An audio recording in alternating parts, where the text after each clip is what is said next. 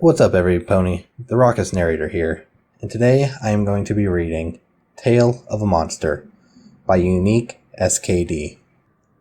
The world is a cruel place. Life taught me that much. History books call me many things. Sombra the wicked, Sombra the dark, Sombra the tyrant, just to mention a few. Open any book regarding the history of the Crystal Empire, I'm sure you'll find some mentioning of my name. Of how I was a cruel and heartless monster who enslaved the innocent and ruled them all with an iron hoof. Who made a deal with the devil, trading his very soul for powers through sadistic rituals that even I, so terrible a character, would refrain from mentioning here. So be it. Let the historians say what they will. However they choose to envision me is not of my concern. However, history books often fail to explore every aspect of the story. They often fail to ask the simple yet nonetheless important questions. Where did the evil king come from? Why did he commit his deeds with such malice? Would you believe that I was not born a native of the very empire I ruled? No. Such a thought would be a lie, were it spoken as if it were a truth. My home was not the kingdom of crystals, but the sands and rocks of a great desert, far from the empire. It's so close to be its neighbor. I lived not in a city of magnificent design, but in a settlement of mud. In this land of Equestria, when the sun of Celestia rises, the civilians give thanks to the ruler for heralding forth the light. In my homeland, I and my people cursed the sun's light. No, we were not dwellers of the darkness then. No, we did not fear the daylight, as though we feared it would kill us. No, we held great disdain for the sun, for it brought the most brutal heat upon us. Our days are often filled with scorching blasts, so great that to linger for but more than a few minutes would surely burn our flesh away, the bones left to lay hidden beneath the horrid sands that stung our hooves. We did not hold the night in much favor either, for while the ponies of the land outside my home slept in the warmth of their beds, guarded by the light of Luna's moon, I and my people were left to do all we could to survive a coldness that can only describe as being far more vicious than what historians made me to be in their texts. And yet, be it day or be it night, when I looked outside the hole in my room's wall that served as a window, far off in the distance I would see it, the great Crystal Empire, looking oh so grand and beautiful. And the more I looked at it, the greater my poor heart longed to trade my home for one less harsh. For when the winds blew through the desert, they brought with the currents sand and death. When the winds swept through the empire of crystals, they brought with them seeds of new life and prosperity.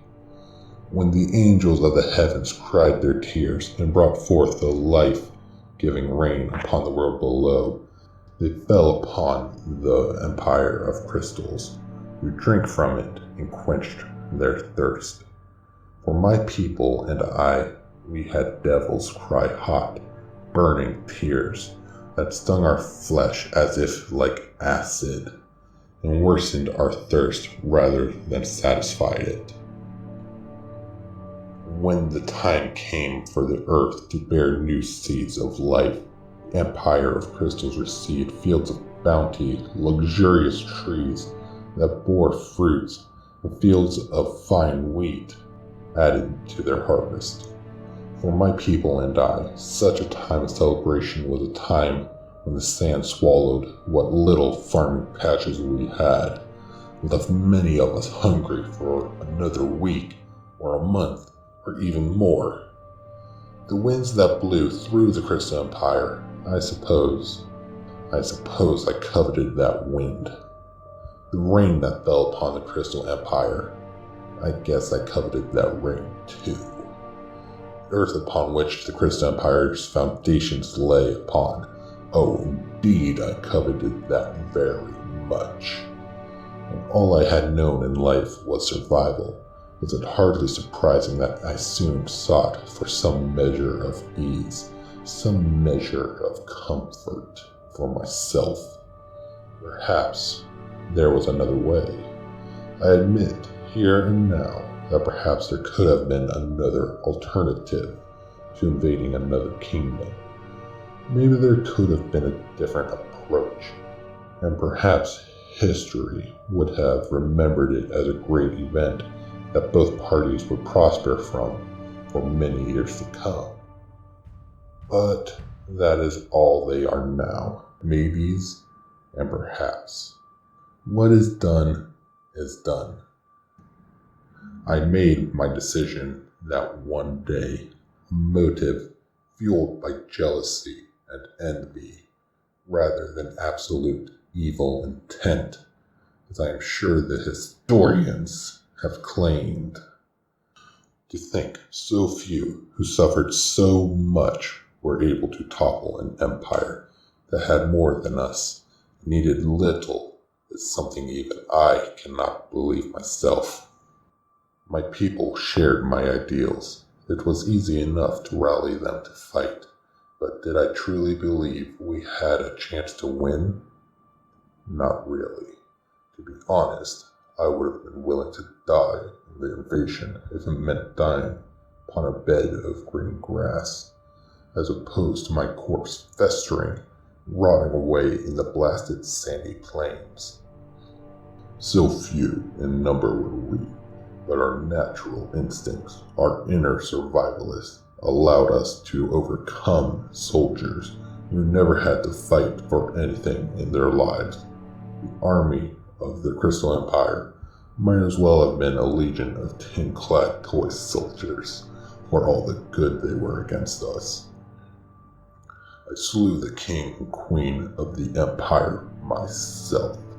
Was it necessary to do such a thing? I don't think it was, but the fighting prior to my playing executioner fueled the jealousy in my soul, awakened an inner hatred I supposed I had harbored for those who lived in the Crystal Empire, a hatred for all who lived in peace and comfort, oblivious to the suffering and agony outside their own borders.